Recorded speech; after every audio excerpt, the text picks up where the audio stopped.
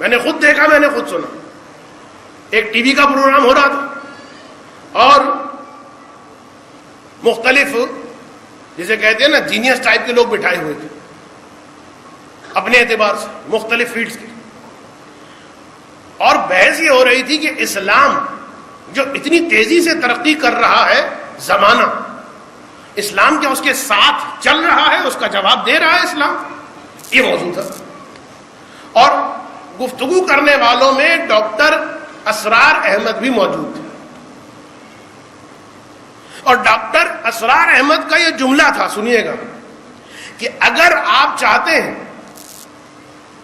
کہ اسلام میں ان معنوں میں رینوویشن ہو کہ ہم جدید ایجادات کے بارے میں حدیث اور قرآن کے ذریعے سے جواب دے سکیں، تو ہمارے یہاں اجتہاد کے باب کو کھول دینا چاہیے. توجہ کیجیے گا، ڈاکٹر اسرار احمد کہہ رہے ہیں کہ ہمارے ہاں جو اجتہاد کا باب بند ہو گیا. کیسے بند ہو گیا؟ اس لیے کہ ائمہ اربعہ نے جو کچھ کہہ دیا، اب مفتی جو ہے فقط انہی کے فتووں کو دیکھتا ہے، انہی کے اقوال کو دیکھتا ہے. بھائی میں اور واضح کر دوں، مثلا اگر آپ میں سے کوئی توضیح المسائل کو یاد کر لے اور تیر مارا تحریر الوسیلہ یا منہاج الصالحین یا عروۃ الوثقیٰ کو یاد کر لے تو اس نے صرف مسائل یاد کیے، مجتہد نہیں ہے. اسی طریقے سے ائمہ اربعہ کی جو کتابیں ہیں فتاویٰ کی، اگر کوئی وہ یاد کر لے تو وہ استخراج نہیں کر رہا، وہ استنباط نہیں کر رہا، اس نے فقط مسائل یاد کیے ہیں. اسی لیے اگر ایک آدمی صرف توضیح المسائل پڑھنے والا ہے، اگر اس کے سامنے کوئی ایسا مسئلہ آ جائے جو توضیح المسائل کے اندر نہ ہو تو وہ چکرا جائے گا.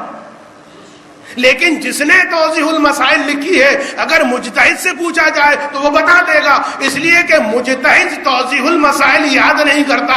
مجتہد کے سامنے قرآن ہوتا ہے، حدیث ہوتی، اور ان 46,000 حدیثوں اور قرآن کی آیتوں کے ذریعے سے اور مختلف طریقوں سے استخراج کرتا ہے حکم کو. تو ڈاکٹر اسرار احمد نے کیا کہا؟ سمجھ میں آئی بات آپ کو؟ کہ اگر ہم چاہتے ہیں کہ ہم نئی ترقی کا، جدید ایجادات کا اسلام میں شریعت کے اعتبار سے ان کا جواب دے سکیں، تو ہمیں اجتہاد کے دروازے کو کھولنا ہوگا. کتنے افسوس کی بات ہے دوسرے یہ کہیں اور اپنے وہ کہ جن کو نعمت اجتہاد موجود ہے، پاس موجود ہے، مراجع موجود ہیں، جو دن رات کی مشقتوں کے ذریعے سے احادیث سے، قرآن سے، آیتوں سے استخراج کرتے ہیں حکم پروردگار کو. 5 سال میں، 10 سال میں، 15 سال میں، 20 سال میں اطمینان رکھیے مجتہد نہیں بن سکتا. آج کے زمانے میں شاید علامہ حلی کے زمانے میں بن سکتا ہو. اس کی بھی وجہ آپ کہیں گے مولانا ہمیں پتا ہے، کہنے کی ضرورت نہیں ہے. آپ کہیں گے پھر آئندہ صحیح. ہاں پھر آئندہ ہی صحیح، اس لیے کہ ڈیٹیل آ جائے گی، بات ختم ہو جائے گی، وقت ویسے ہی ختم ہو گیا.